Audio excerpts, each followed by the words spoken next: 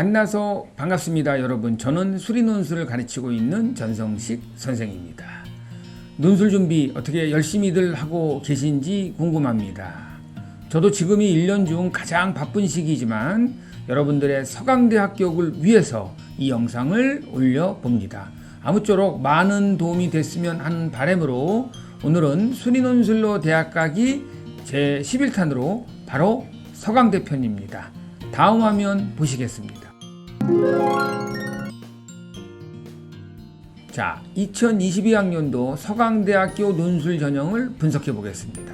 자, 모집 인원은 인문계, 자연계를 합해서 총 169명을 선발합니다. 이 중 자연계열은 58명을 선발하네요. 경쟁률은 2020학년도에는 95.33대 1로 매우 높았습니다. 자, 작년도인 2021학년도에는 76.80대 1이었습니다. 그러나 실질 경쟁률은 25.47대 1로 많이 떨어집니다. 그래서 여러분들이 수능 최저의 통과 여부가 합격의 또 다른 변수로 작용할 것입니다. 여러분들 이 점 꼭 명심하시기 바라겠습니다. 그 다음에 논술 전형 일정을 살펴보면 원서 접수는 9월 10일 금요일부터 13일 월요일 6시까지 마감이고 논술 고사일은 수능 끝난 직후 주말입니다. 11월 20일 토요일에 실시를 합니다. 자, 최초 합격자 발표는 2021년 12월 27일 월요일에 예정이 돼 있습니다. 자, 서강대는 논술고사 성적과 학생부 성적의 비율이 80%하고 20%로 나눠져 있습니다. 그래서 역시 논술고사 합격에 이 논술고사 성적이 절대적이라고 할 수 있습니다. 학생부 등급별 환산 점수를 보면 자, 1에서 1.25 등급까지는 100점을 부여하고 그 다음에 8.5에서 8.75 등급까지는 96점을 부여받으니까 서강대에서 학생부 내신은 큰 의미를 부여하지 않아도 될 것 같습니다. 자, 다음 화면 보시겠습니다.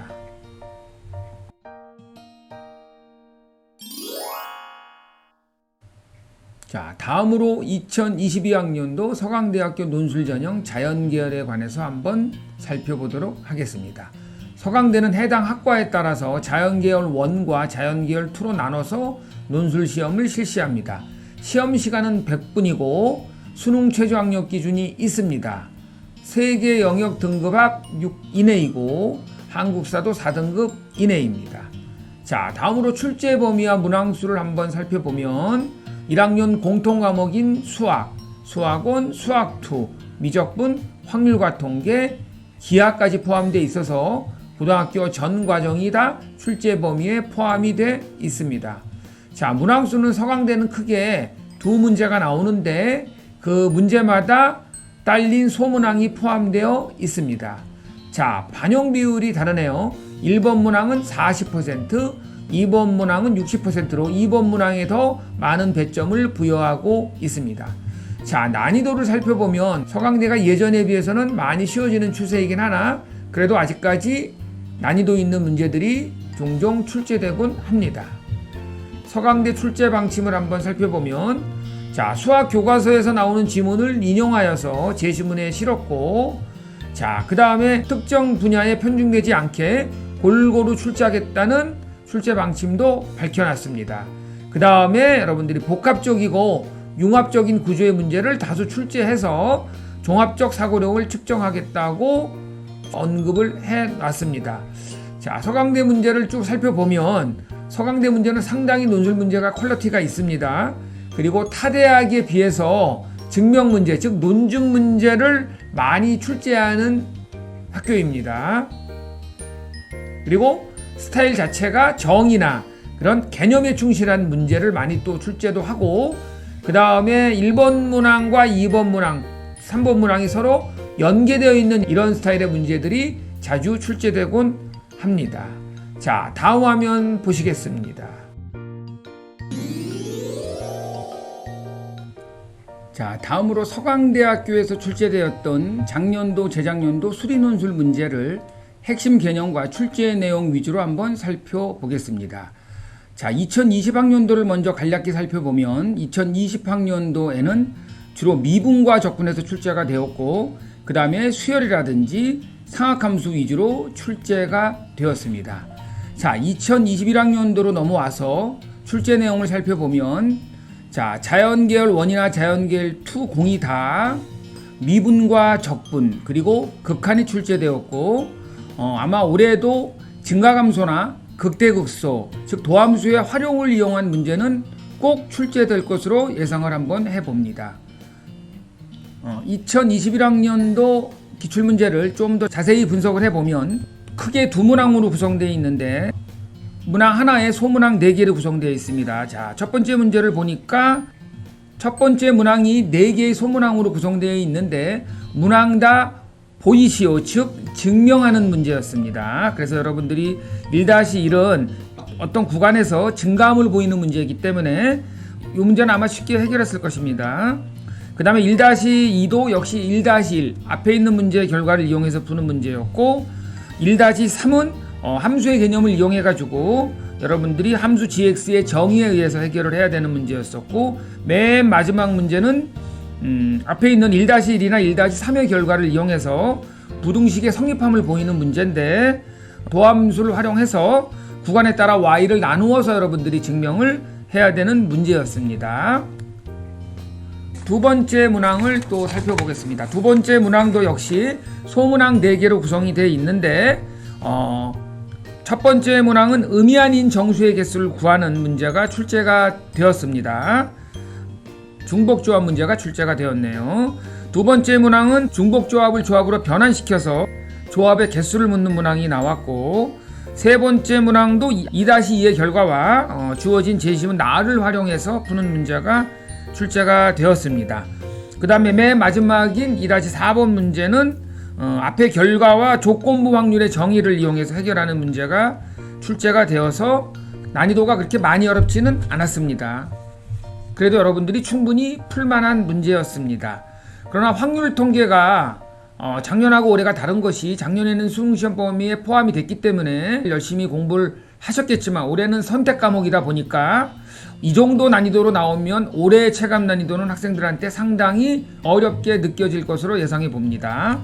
자, 그 다음에 자연계열 2에서 나왔던 문제를 보면 역시 확률 통계에서 출제가 되었는데 네 문제 다 값을 구하는 문제였습니다. 그래서 첫 번째 문제와 두 번째 문제는 조건부 확률과 곱셈 정리를 이용해 가지고 여러분들이 쉽게 구할 수 있는 문제였고 그 다음에 세 번째 문제는 확률 분포표를 만들어서 기대값을 구하는 문제였고 맨 마지막 1-4번 문제는 주어진 식을 이용해서 여러분들이 P를 소거시킨 다음에 Q에 대한 함수로 표시를 해야 됩니다. 그래서 미분을 이용해서 주어진 범위에 맞는 극소값을 찾는 즉 도함수 활용 문제가 출제가 되었습니다. 자, 두 번째 문항으로 가보면 역시 두 번째 문항도 소문항 4개로 구성되어 있는데 두 번째 문항은 논리적으로 증명하는 문제와 값을 구하는 문제가 출제가 되었는데 첫 번째 문항은 제시문 나다를 이용해서 주어진 정적분의 정의와 증가감소를 판정하는 문제였고 자 2-2번 문제는 역시 증명하는 문제였는데 1번 문제의 결과를 활용하고 제시문 라가 구간분할 내용이거든요. 이 구간분할 내용을 이용해서 부등식의 간단한 조작을 통해서 증명하는 문제였습니다. 그 다음에 2-3과 4는 앞에 2-2의 결과와 제시문마가 여러분들이 잘 아시는 샌드위치 정리입니다. 그 샌드위치 정리를 이용해서 함수를 설정을 해야 되는데 2-4번 같은 경우는 fx를 루트 x분의 1보다는 마이너스 루트 x분의 1로 놔야 마이너스 루트 x분의 1이 증가함수가 되기 때문에 여러분들이 극한값 구하는데 훨씬 수월하게 풀 수 있었을 것입니다. 역시 아까 제가 말씀드렸지만 올해는 확률 통계가 수능 선택 과목이다 보니까 이 정도 난이도로 나왔을 때는 학생들은 작년보다는 조금 더 어렵게 느껴졌을 거라 생각이 됩니다. 서강대를 지원한 학생들은 확률 통계 공부도 여러분들이 꼼꼼히 하셔야 될 것 같고 제 개인적인 생각이지만 기하보다는 확률 통계가 출제 가능성이 훨씬 더 높습니다. 그래서 다시 말씀드리지만 미분과 적분은 반드시 출제되고 거기에 극한 그 다음에 미분에서도 증가감소나 극대극소 그 다음에 뭐 여러 가지 수열이라든지 그 다음에 상학함수 단원에서도 어느 정도 출제될 것으로 예상을 한번 조심스럽게 해 봅니다. 다음 화면 보시겠습니다.